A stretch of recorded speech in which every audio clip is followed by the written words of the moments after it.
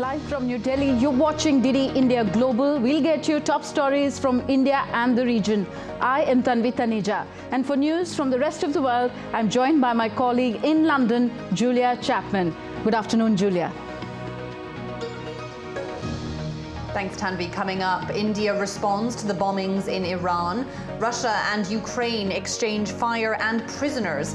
And more details emerge about the sex offender Jeffrey Epstein. But first, the headlines. India gets access to legal documents related to sentences of 8 Indians in Qatar. Says 60 days are there to appeal to the highest court. India's External Affairs Minister S. Jaishankar along with Foreign Minister of Nepal co-chair the 7th India-Nepal Joint Commission meet in Kathmandu. 2 agreements and 1 MOU signed. A US court releases documents linking high-profile personalities to sex offender Jeffrey Epstein. And ocean cargo rates climb as global shipping giants extend the suspension in view of the Red Sea ship attacks. UN Security Council members call for Houthis to stop attacks.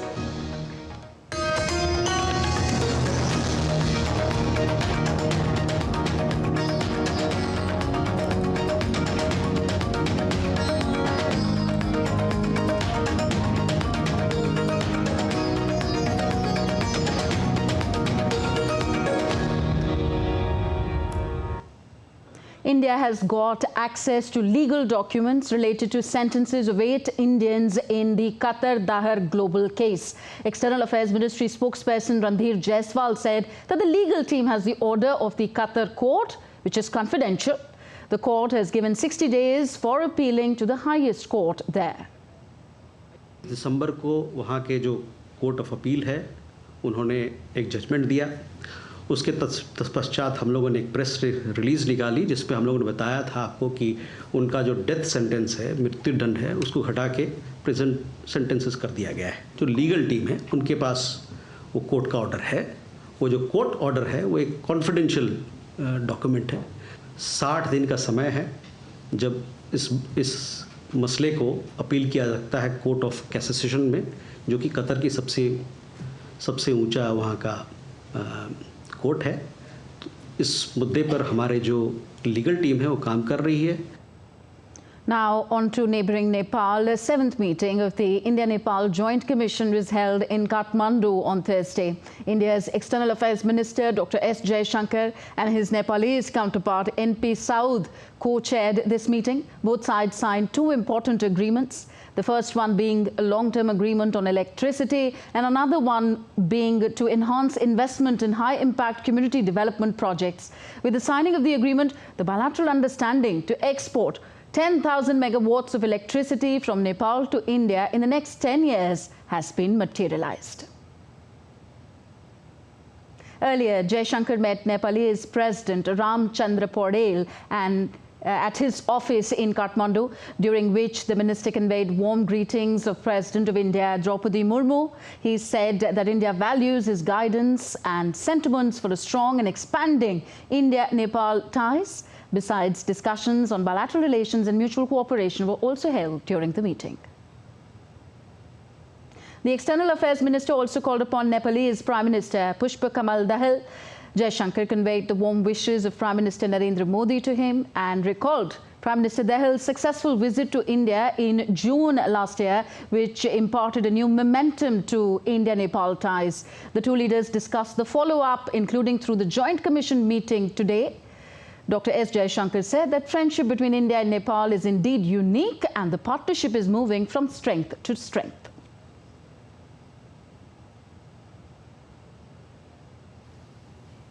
Moving on, India has expressed shock and solidarity over the terrible twin bombings in the Kerman city of Iran yesterday. My colleague Julia Chapman is in London. She gives us more on this and other stories making headlines around the world. Julia, over to you. That's right, Tanvi. A spokesperson for India's Ministry of External Affairs has expressed sympathy with the victims of a bombing in Iran, which killed 84 people. In a statement posted on X, Randir Jaiswal said, "We are shocked and saddened on the terrible bombings in the Kerman city of Iran. At this difficult time, we express our solidarity with the government and the people of Iran. Our thoughts and prayers are with the families of the victims and with the wounded."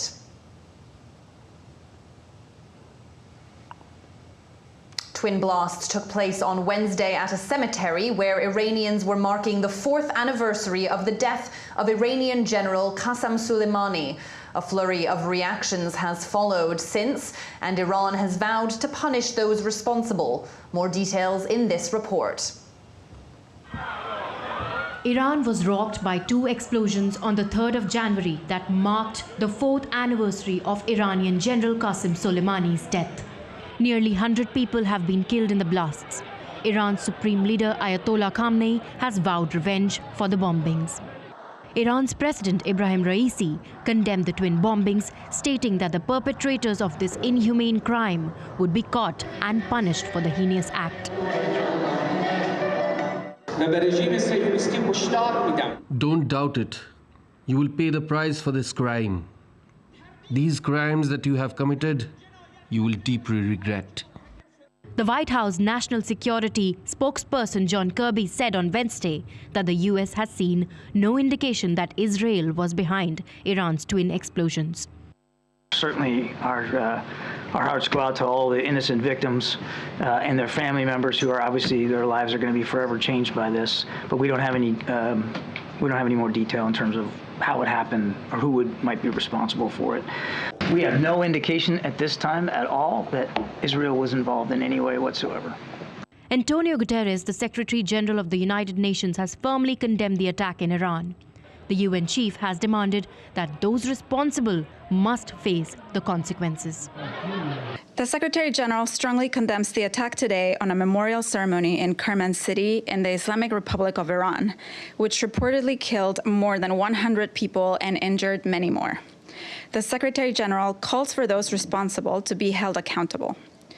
And the Secretary General expresses his deep condolences to the bereaved families and the people and the government of the Islamic Republic of Iran, and he wishes the injured a speedy recovery.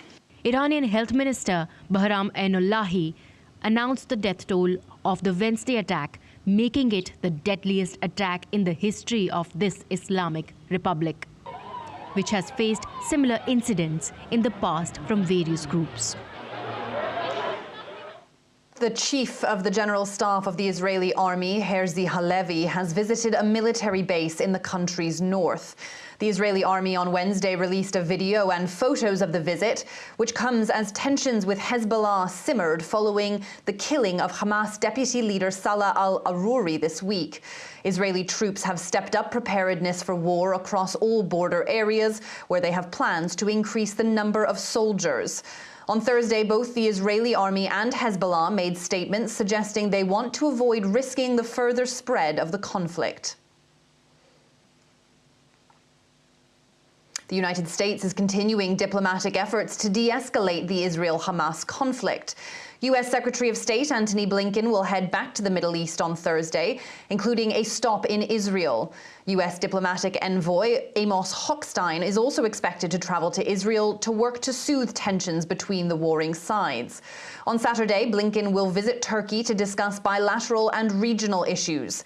In recent days, U.S. President Joe Biden has spoken by phone to Israeli Prime Minister Benjamin Netanyahu, urging him to allow more humanitarian access to Gaza and to help secure the release of hostages held by Hamas. Meanwhile, the U.S. will continue to maintain a significant military presence in the Middle East amid the ongoing Israel and Hamas conflict. White House National Security spokesman John Kirby said the U.S. remains focused on defending its national security interests. The United States remains focused on working with a range of partners to help Israel defend itself, to surge humanitarian assistance to civilians in Gaza, and of course to defend our national security interests in the region. That most certainly includes protecting the free flow of international commerce in the Red Sea.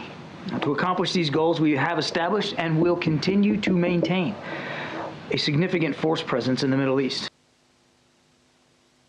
Now to the Russia-Ukraine conflict. Russia said it thwarted a Ukrainian attack on its Belgorod region on Wednesday.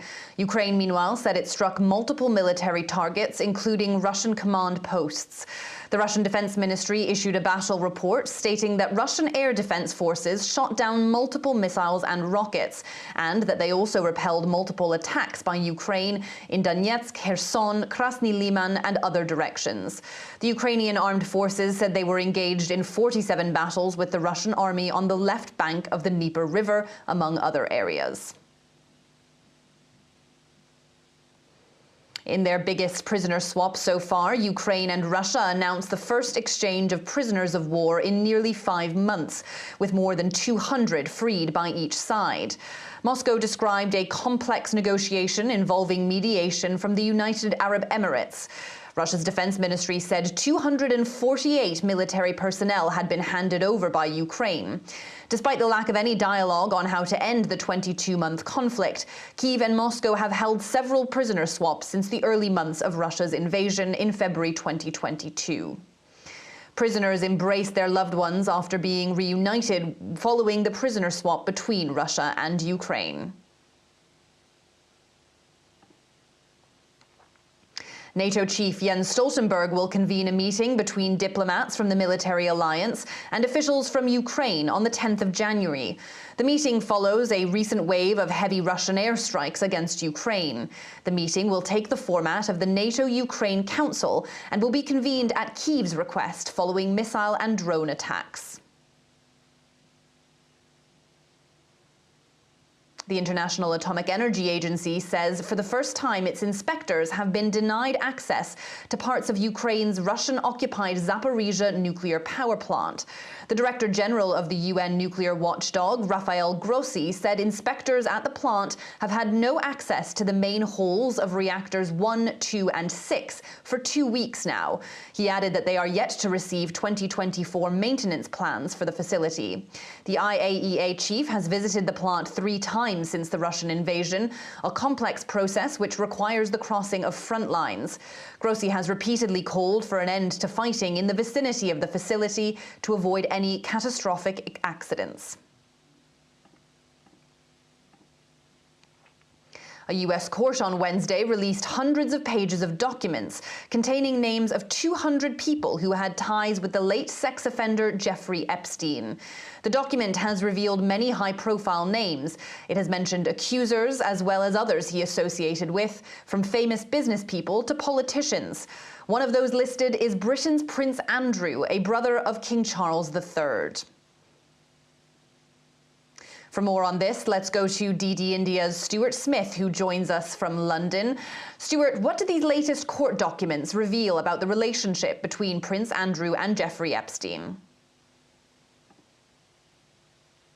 His name, Prince Andrew, is mentioned in these documents 67 times and more as just Andrew. And although there's nothing new about the allegations against him, they do, for the first time in black and white legal text, lay out the kinds of accusations we've heard of before. Most of it comes from a woman called Virginia Robertson, who was trafficked to the island by Jeffrey Epstein, his island off the coast of America, and there she said that she was sexually assaulted by Prince Andrew, and that resulted him eventually being stripped of his title, His Royal Highness. That's an allegation he has always denied. But another allegation, again contained for the first time in this document, is the deposition from a woman called Johanna Schoberg, who was a friend of Epstein. She describes Prince Andrew touching her breast non-consensually in a joking manner at Epstein's Manhattan apartment in 2001. Again,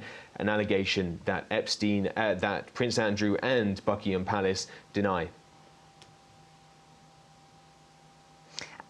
And who else is named in these documents, Stuart? Yeah, so there are hundreds of pages of documents and between 150 to 200 names expected in total, and many of them have been identified already in the media or have given interviews. But the ones that have been released as part of this latest tranche of documents include former US Presidents Bill Clinton and Donald Trump, as well as musician Michael Jackson and magician David Copperfield. To be clear, these are not people that necessarily knew of Jeffrey Epstein's activities or engaged in them. These are just names that appear in a trove of documents related to a court case. Though there was some information coming out that could be problematic for Bill Clinton, one of the people named, Johanna Schoberg, said under testimony that she had heard from Jeffrey Epstein that he, quote, likes girls young. No response from Bill Clinton on that one. Where Donald Trump was named, this was in his capacity as a businessman before he became president, with his name mentioned 4 times by Johanna Schoberg. 2 notable ones, mentioning once that they intended to go to his casino in Atlantic City, and also that she was asked whether she had ever given Donald Trump a massage, to which she said she had not. Thank you very much, Stuart Smith, joining us from London. Now that's it from me here in London. Back to you in the studio. Thank you very much, Julia. Julia Chapman joining us from London. You're watching DD India Global, still to come on the show. Situation in the disaster-affected areas of Japan remains challenging. Prime Minister Kishida assures all possible support. And North Korea says effectively treating the South as a separate enemy state as South Korea-US conduct week-long firing drills near the Pyongyang border.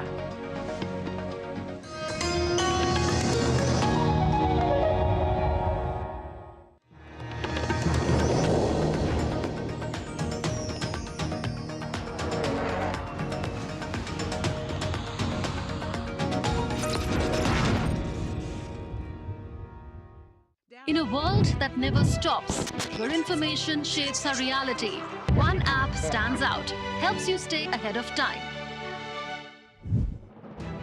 Introducing the DD India app, your gateway to a world of news right at your fingertips. Your most trusted source of news goes global, goes digital. Explore a world of options, top stories, live updates, in-depth analysis, and more. Stay informed wherever you are. Real-time alerts keep you ahead of the curve always. The DD India app, connecting you to the world, one story at a time. Download now and explore the world of knowledge, insights, and authentic information.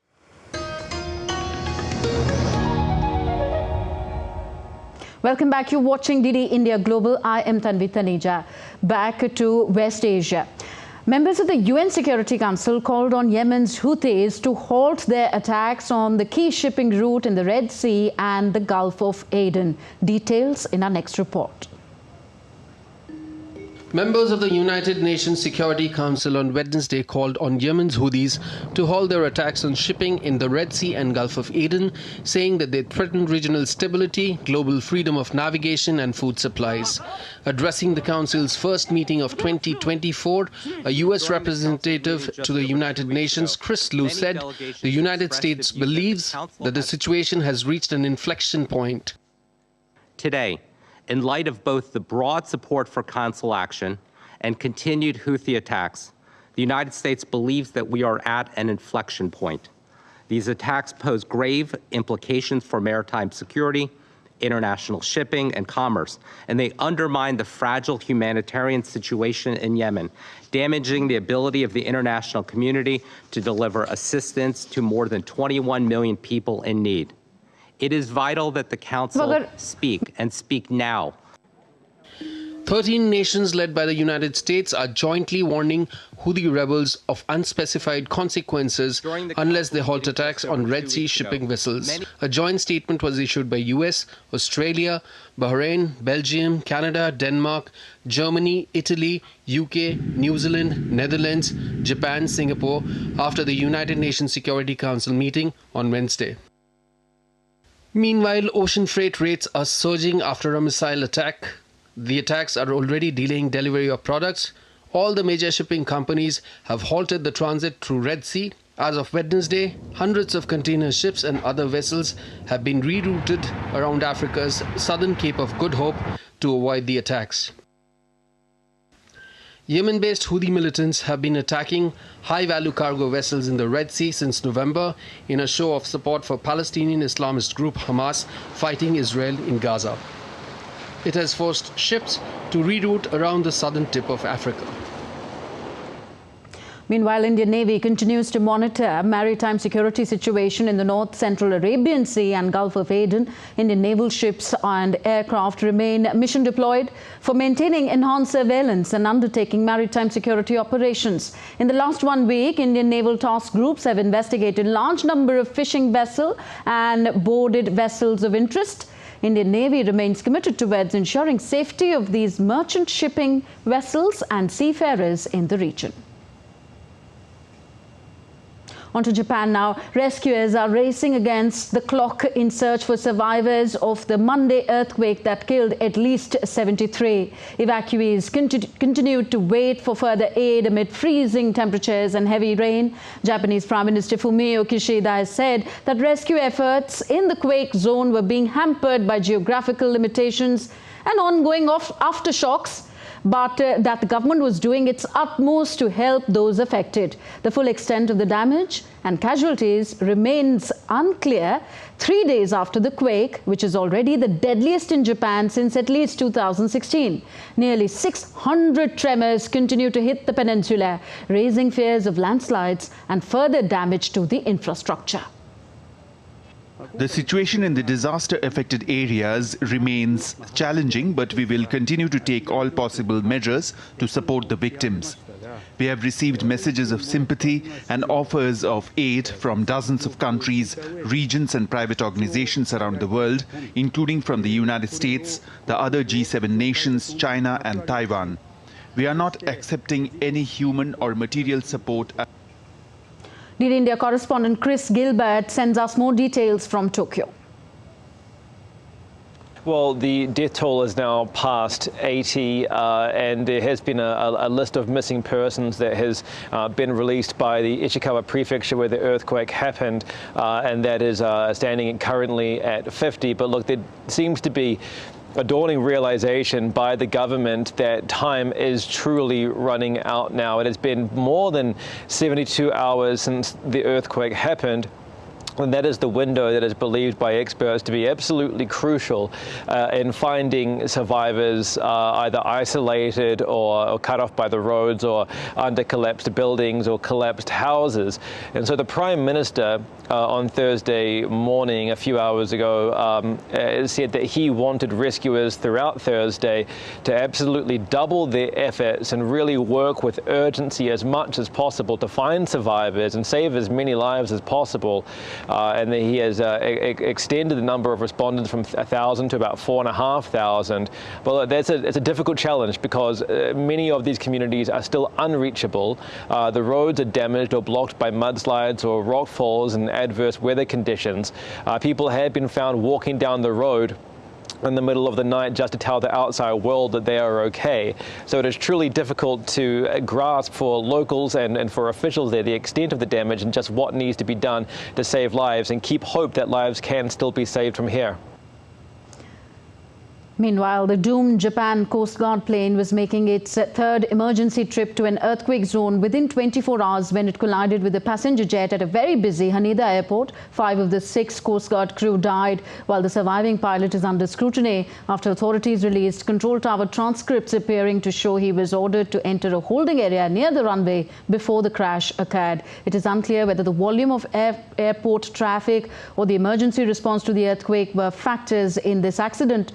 Further, according to local media reports, more than 100 flights have been cancelled as a result of the incident, stranding travellers.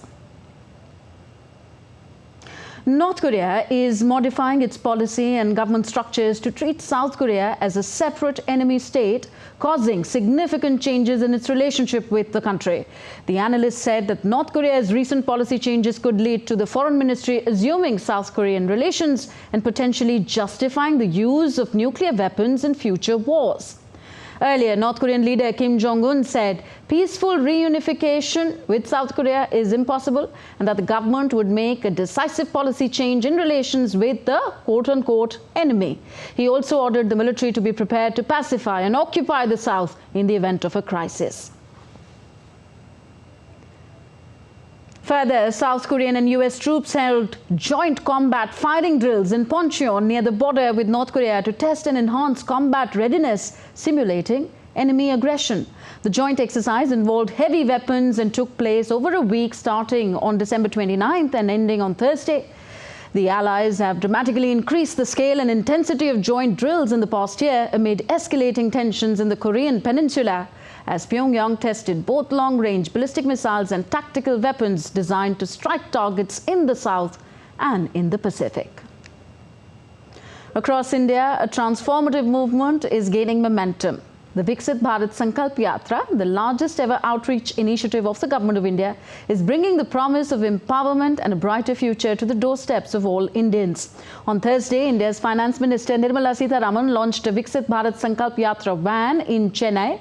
While addressing, the Finance Minister spotlighted 17 key schemes, emphasizing their substantial contributions to the nation's advancement. The Finance Minister of India accentuated the success stories of schemes like PM Mudra Loan, Stand Up India and PM Swanidhi collateral-free loan schemes. Good news coming in for India in the field of cricket. It overcame a first innings batting collapse to level the two-match test series by beating South Africa by 7 wickets at the Newlands Cricket Ground in Cape Town. The match ended in just 5 sessions of play, making it the shortest test with the result in terms of overs bowled. With this win, Rohit Sharma became just the second Indian skipper after MS Dhoni to avoid a test series defeat in South Africa. So that's it in this edition of DD India Global. Do join us for another edition of the show at 7:30 p.m. IST. Do let us know your thoughts on the news of the day. You can connect with us on Facebook, X, formerly Twitter and Instagram. I am Tanvi Taneja from my entire team in New Delhi. Thank you for being with us. Namaskar.